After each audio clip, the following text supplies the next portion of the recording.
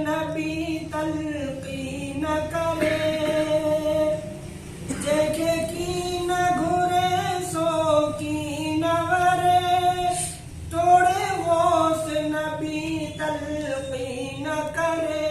भला कल्म अबू जल कीअं भरे, भला कल्म अबू जल कीअं भरे, जेके पाण करे गुमराह भी तूं, मिठा मालिक तूं ऐं ख़ालिक तूं।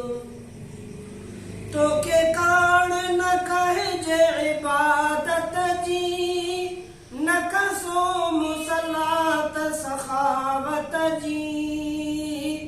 तोखे कान न कहिजे इबादत जी, न कसो मुसलात सखावत जी।